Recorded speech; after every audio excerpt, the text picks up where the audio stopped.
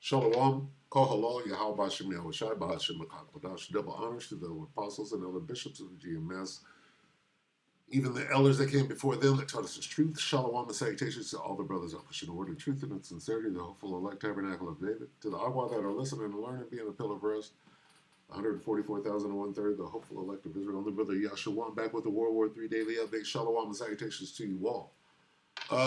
Today is War and Rumors of War Tuesday, where we read Matthew 24 and 6. You shall hear of wars and rumors of wars. See that you be not troubled, for all these things must come to pass, but the end is not yet. Then we read it in these different versions, and we get these differences. You got rumors of war, wars and rumors, wars and threats, wars and news, battles close by. You will hear noise of battles close by and the news of battles far away. Right? And here, reports. Okay, rumors, reports, news, and threats. See that? Threats? Okay, so let's check it out. What is old Nino Rodriguez, Keto for Nino, talking about in old Juan, right? Juanito, 107 here. So this is David Nino Rodriguez. They're live. Let's just listen to a little bit of what they're talking about. That referenced coming drone wars. People very close to the president. And then Trump here just the other day said, well, shoot them down, you know. But they're ours. Okay, hold on a second.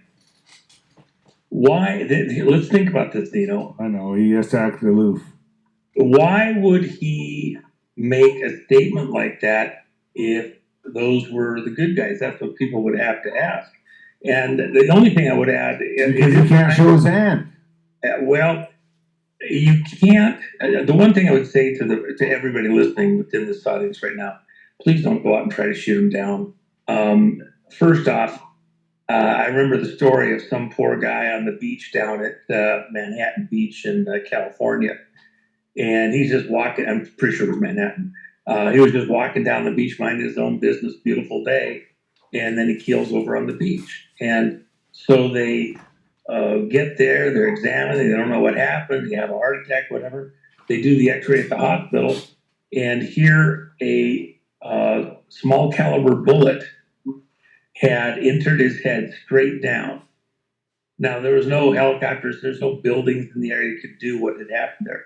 Somebody had fired a bullet in the air, and it just so happened to come down in the exact square foot that his head occupied at that exact moment, and killed him dead just walking along the beach. He'd been hit by a bullet somebody shot in the air, middle of the day. And, those bullets, you could fire them off somewhere. They got to come down somewhere. I gotta tell you one, watching my parents get old, I almost think if you go out that way, it's almost a fucking blessing, man. Well, I mean, if you're just walking down the beach and you get hit with a straight bullet and you're just gone, I don't know, man. I mean, in some ways, I'm like, this 80 to 90 years old is a motherfucker. Well, I've had more than one friend that got old tell me, don't get old. Yeah. I'm just saying, I'm watching people coming in. It's not for the whips. It's not for people that aren't. I mean, if you don't know what's coming and you're walking on the beach and you're just la la la, beautiful sunset, and ping, you're gone. Fuck. I don't know. That's a blessing. Well, I'd have to disagree with you, bro. But I'm just telling you. I mean, if your time's come and you got to go. Yeah, I don't know. That's a pretty nice way. Scriptures say that there's there's a moment beyond which no man shall pass. God knows the timing, but to me, that in the Old Testament, people gave up the ghost after they reached that particular time, and it's kind of interesting. They actually literally would call in the relatives and take a minute and tell the kids, give them a blessing like that, and then die shortly thereafter because they had reached some point, and they had some sense of the timing. So, to me, yeah, I'm not,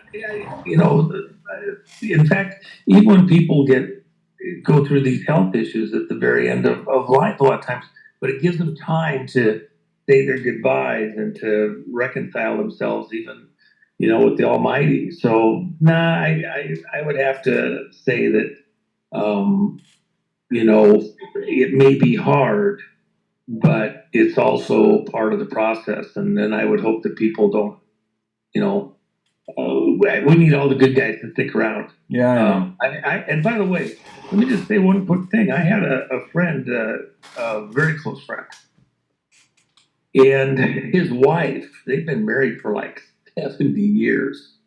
And his wife was visiting a relative.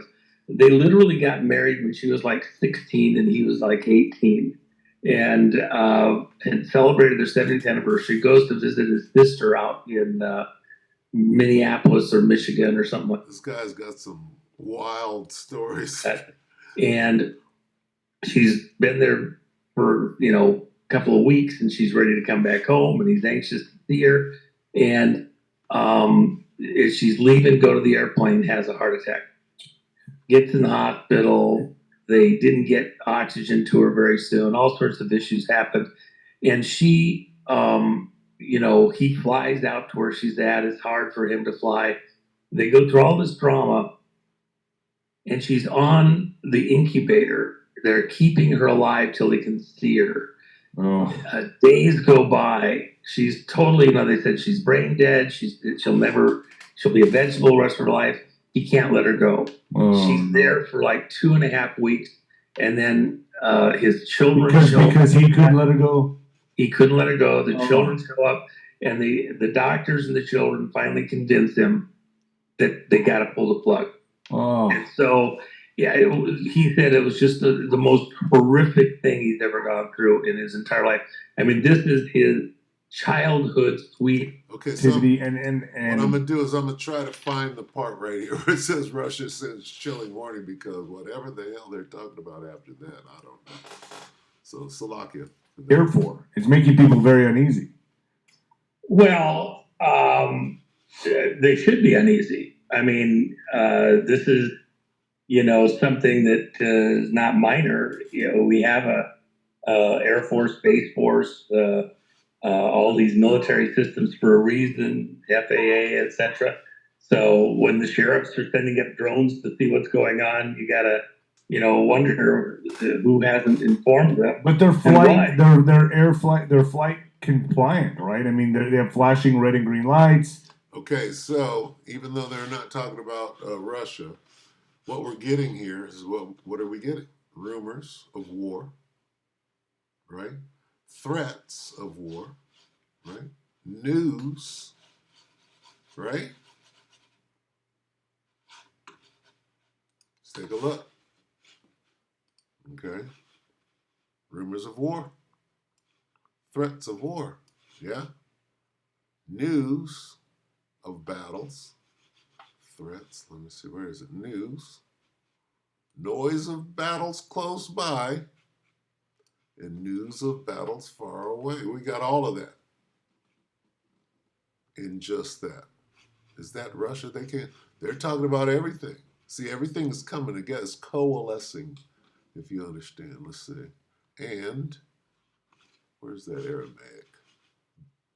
Reports. This is a big report. All right. They're up there. And Mayorkas said, "Don't worry." Although we can't really take anything for what Mayorkas says, but I mean, they're compliant, right, for the airspace. I mean, that makes me less nervous. If they were private drones, they wouldn't be not supposed to fly them at night in this way, and but it's a little bit more involved than that. Let's kind of dissemble it a little bit. Let's say Trump's coming into the presidency, and so he's being briefed on all sorts of things as the future president.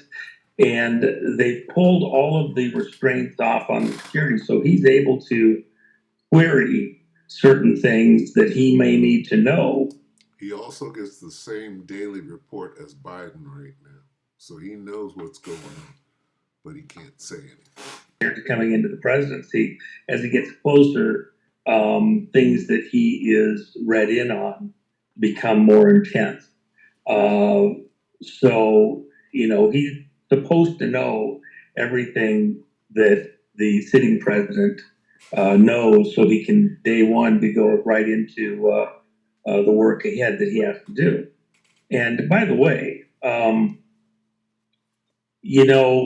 was I didn't want to be somebody yelling fire in a crowded room. Did I inform you of kind of what was going on in the background well before the election?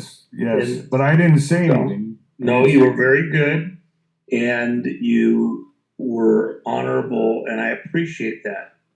But I also, even in the broadcast that we did, I did put a couple of very precise coded pieces Easter in there eggs. so that anybody could go back later and look and go, oh, well, that's exactly what the threat was. That's exactly what the what?